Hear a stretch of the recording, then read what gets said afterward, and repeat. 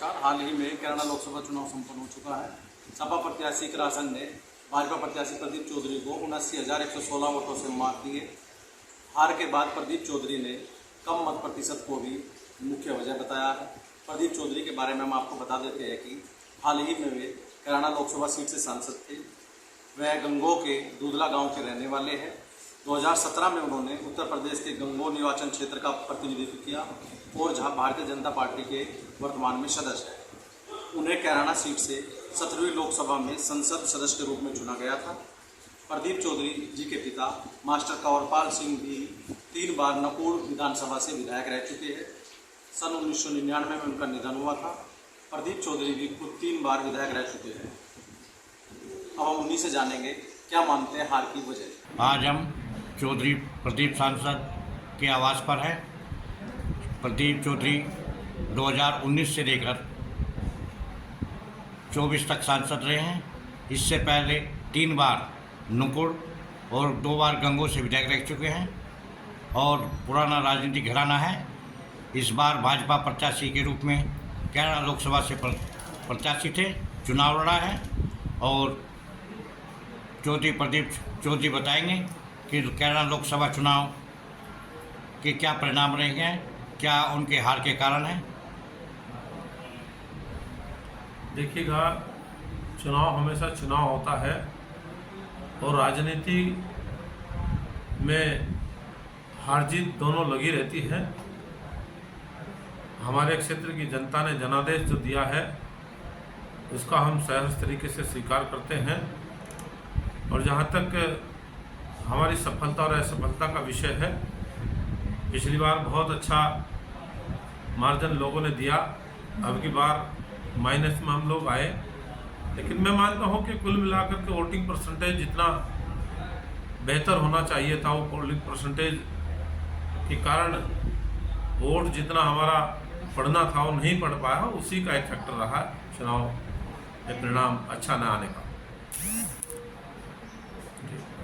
क्या इसका एनालिसिस करके आप भाजपा सरकार हाईकमान को भेजेंगे? हाँ, एनालिसिस कर रहे हैं। सभी लोग आ रहे हैं, जा रहे हैं। बहुत बड़ी संख्या में लोग मिलने के लिए आ रहे हैं। सभी अपनी अपनी बातों को, अपने अपने विषयों को बताने का काम कर रहे हैं। एनालिसिस भी हो रहा है और हम लोग और भी आगे इसका पूरा एनालिसिस करेंगे। उस एनालिसिस करने के बाद जहाँ कमियाँ रही उनको दूर करेंगे। अभी कैराना लोकसभा क्षेत्र में 5 विधानसभाएं आती हैं। कैराना, शामली, थाना भवन और नुकुड़ और गंगो। जबकि नुकुड़ गंगो में भाजपा के विधायक रहे हैं और थाना भवन में ठाकुर बाउल रहे और कैराना विधानसभा ठाकुर गुजर बाउल रहे और शामली विधानसभा में आपने बढ़त ली है।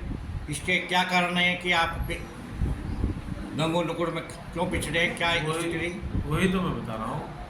कुछ समीकरण ऐसे बने हैं, कुछ जो है वोटिंग परसेंटेज कम होने के कारण ही हम लोग चुनाव में सफलता हासिल नहीं कर पाए। मुख्य फैक्टर हमें वही देखने को मिला। कहीं भीतरघात की शिकार तो नहीं हो पाए हैं आप? वो सब चीज़ें तो अभी कहना जल्दबाजी है, उसमें कोई ऐसा विषय नहीं है। लेकिन कुल मिलाकर के उसके लिए पार्टी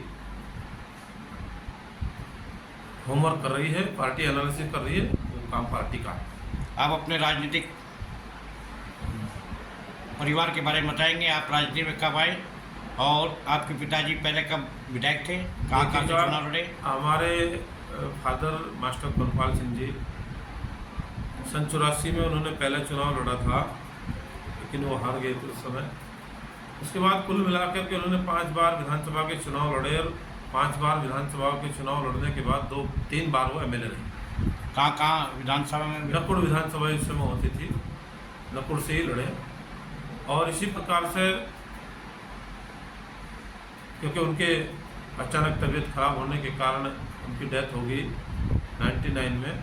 2000 में जब उपचुनाव हुआ, 2000 के उपचुनाव में मैंने विधानसभा का चुनाव लड़ा और उस समय मैंने सफलता हासिल की थी।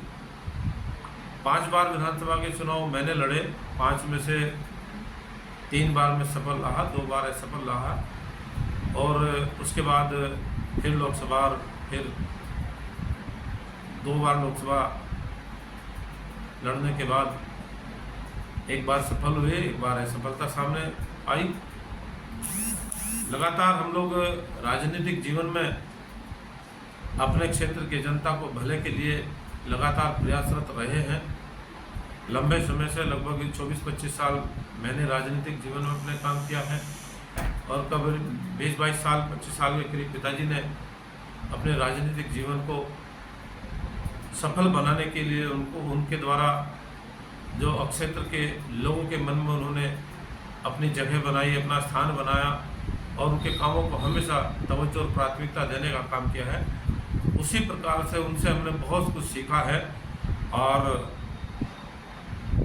उनके बताए हुए रास्ते पर हम लोग चले और लोगों के बीच में रह करके अपना बेहतर परिणाम देने का प्रयास करते रहे।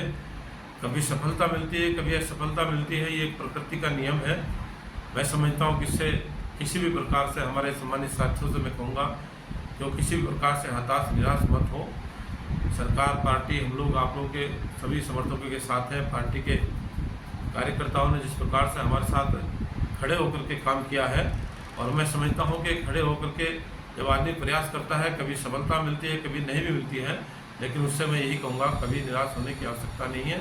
हम सब साथियों के साथ खड़े हैं, हर प्रकार का अच्छा परिणाम निकालने के लिए आगे भी तत्पर रहेंगे। आगे क्या कार्य योजना है आपकी, क्या प्लानिंग है? हम लोग अभी भी उसी काम को जारी रखेंगे। अपने क्षेत्र के अंतर्गत जो विषय हैं उनको भी आगे बढ़ाएंगे और लोगों से मिलना जुलना करने का काम जारी रखेंगे। अगर आप ये वीडियो YouTube पर देख रहे हैं तो हमारे चैनल को सब्सक्राइब करें और बेल आइकन को दबाना ना भूलें। अगर आप Facebook पर ये वीडियो देख रहे हैं तो हमारे पेज को लाइक करें।